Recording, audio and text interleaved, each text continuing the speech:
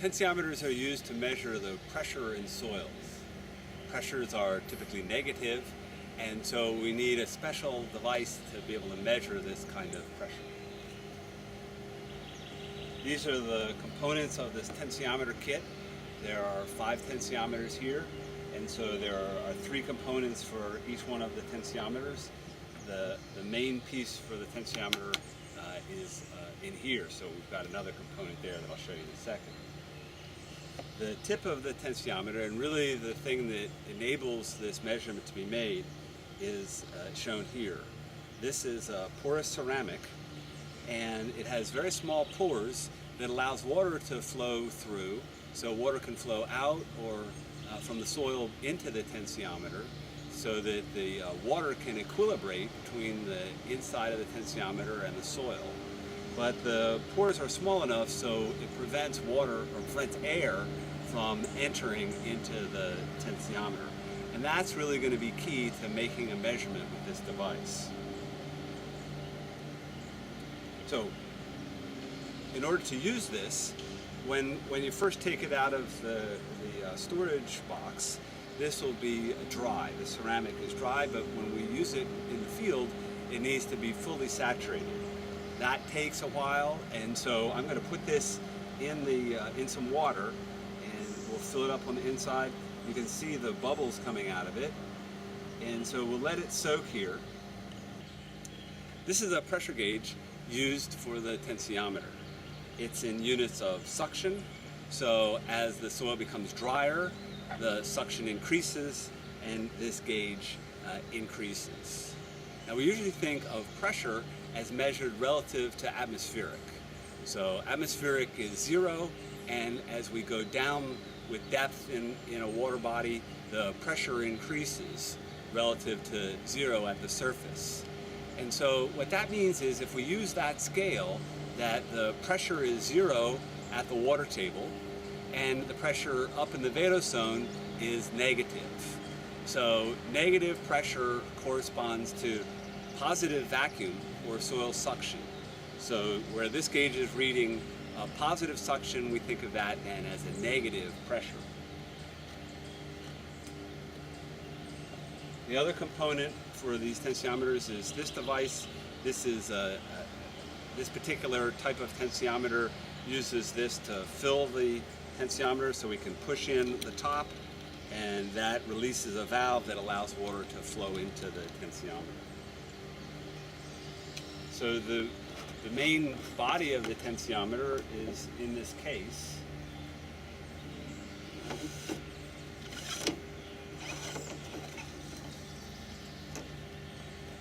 We have 5 of them here that are different lengths, and this will allow us to install these tensiometers at different depths and measure the suction at different depths.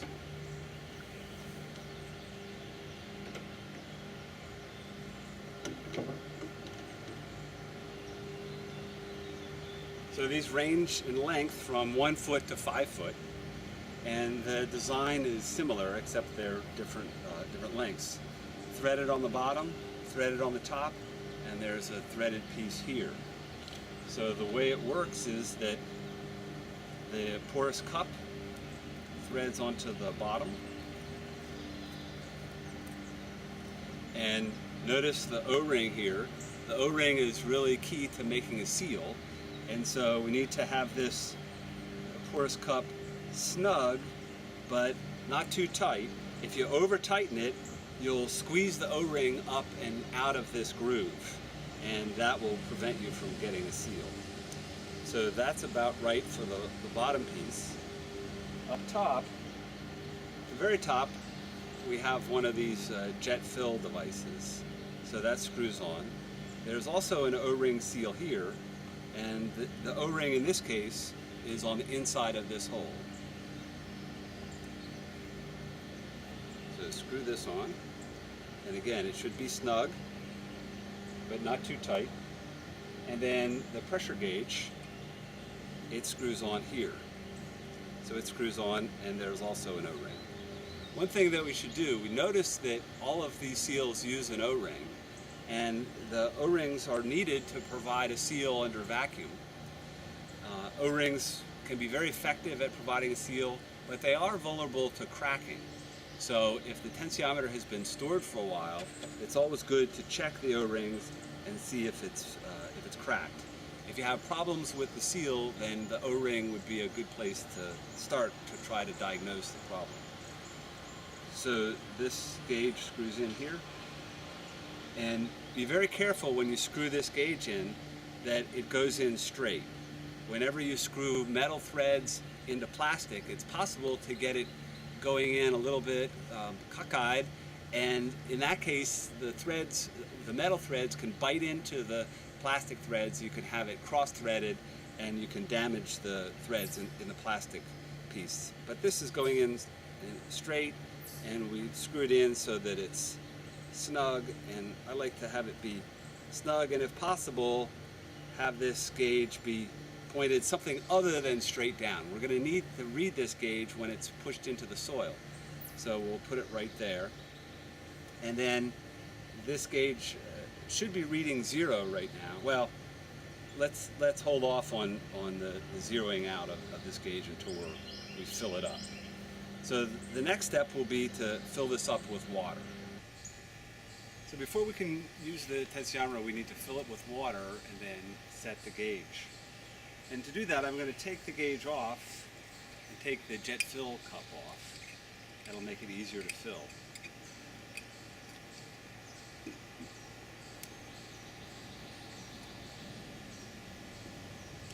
The porous cup is on, and so I'll start off by just pouring water in the end. And I have the opening for the gauge up so air can escape that way. You need to pour it in slowly, allow the air to escape.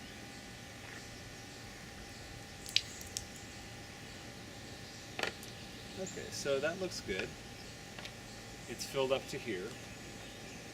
And if we were going to put this tensiometer in for a long period of time, we would probably put an algicide in the water, but we'll just be deploying it for a few days in this case, and so we'll just use regular water without the algicide. So we can now put in the gauge.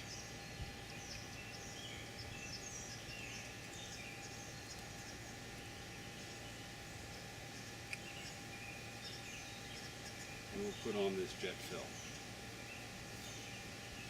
Now, in order to use this, we need to get all of the air out. There's air in the gauge and there's air in the top of the tensiometer.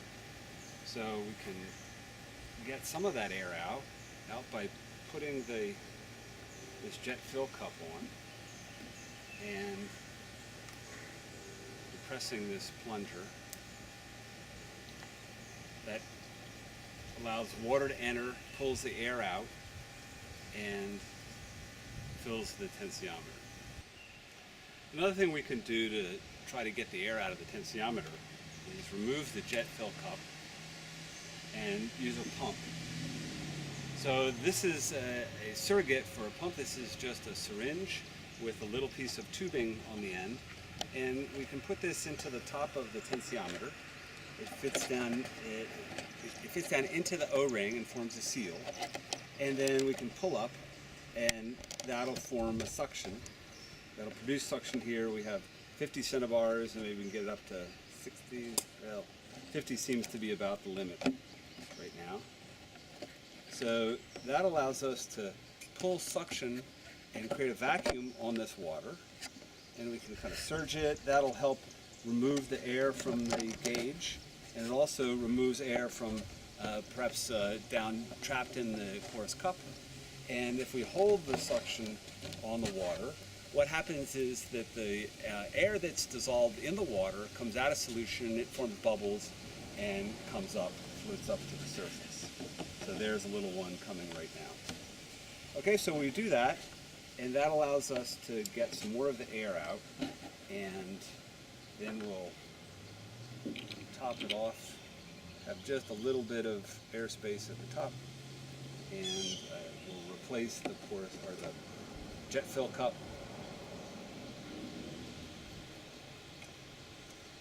Give it another jet right here. And now we're ready to check the gauge. So when this tensiometer is vertical, and in air like this, the pressure right here at this porous cup is atmospheric, which we're taking to be 0.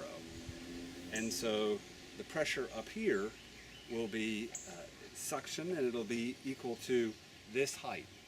So this is a vacuum gauge, and so it should have a positive reading that corresponds to the height of this height, and it's 120 centimeters.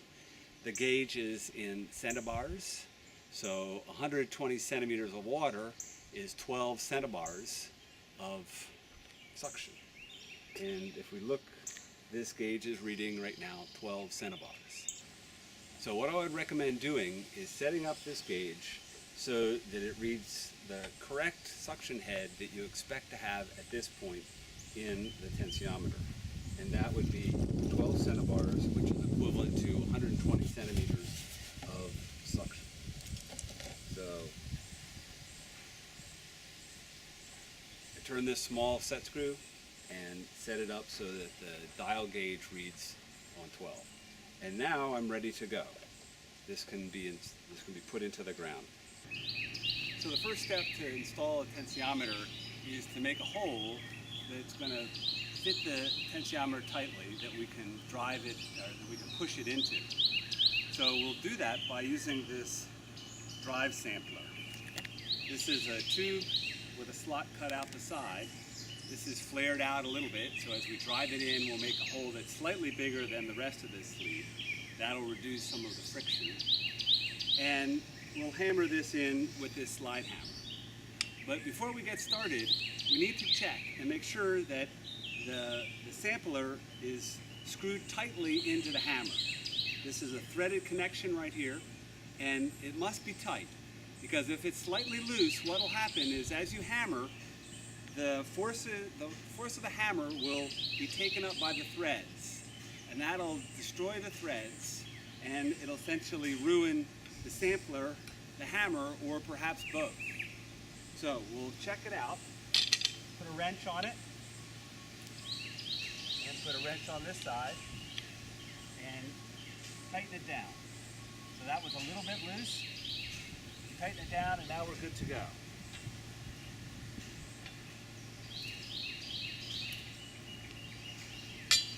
Okay, so we're going to install the 1 foot deep tensiometer first.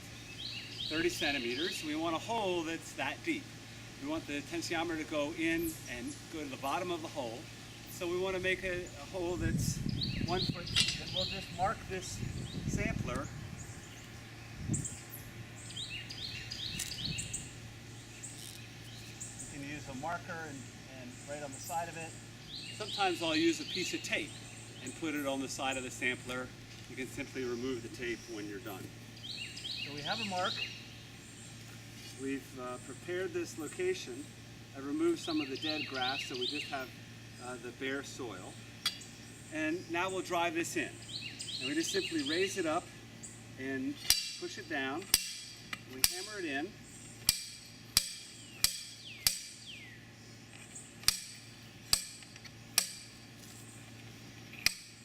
Here's our mark. So we're right at our mark. Okay, now we do the same thing to get it back out.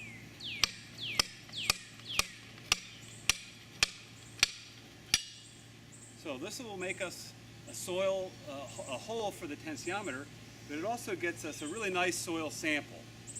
So we can sometimes see the soil horizons, and we'll want to take this as a soil sample for the site that we're going to install the tensiometer. So we'll take this core and describe it.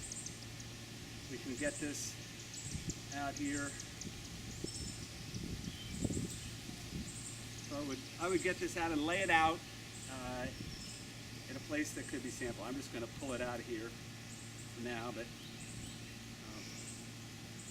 that core should be sampled before you install the tensiometer. Now let's move ahead. We have this hole here. It's the correct size and the correct depth. So I'm going to go grab the tensiometer and we'll put it in. Now we're ready to install the tensiometer. We have it here in some water so that the porous cup doesn't dry out. It's all ready to go. It's been tested and sealed. I've verified one more time that the gauge is reading, should be reading, for this case it's 30 centimeters long, so it should be reading 3 centibars. Looks good. Before I put it in, I'm going to go and verify the depth of the hole. I cored 1 foot, I thought, but I'm going to check. So that looks good. Sometimes you can have material falling into the hole, or sometimes actually a little bit of the core comes out as you pull the core barrel back up and the hole's not as deep as you think. So before I put this in then, I'm going to mark 1 foot along here. So I'm just going to use a little piece of vinyl tape. I can pull that off when I'm done. So this is my 1 foot depth.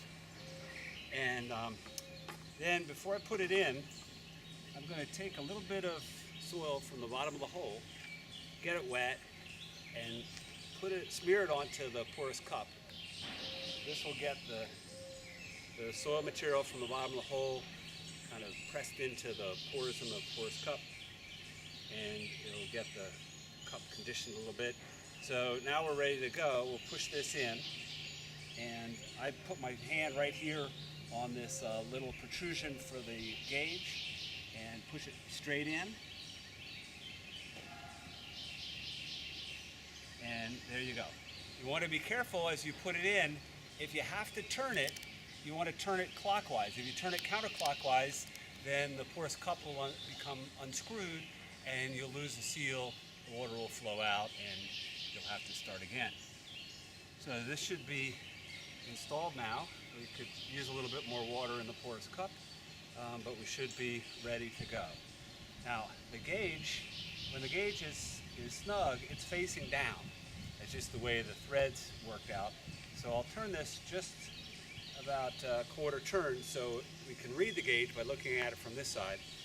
It would be nice if I could turn it so it was facing up, but that'll be too many turns and I don't want to risk losing the seal. So we have the tensiometer installed. Now we have to wait for the tensiometer to equilibrate with the tension in the soil.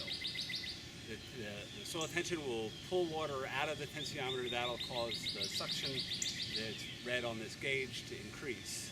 And so we'll monitor the gauge as a function of time until it stabilizes. And then we'll take that as the initial suction in the soil. Then what we'll do is we'll monitor the suction as a function of time and see how the moisture content and the tension in the soil vary. If there's no rainfall, then we might expect the tension to increase as the soil dries out. If there's rain and the moisture content increases, then we might expect the tension to decrease.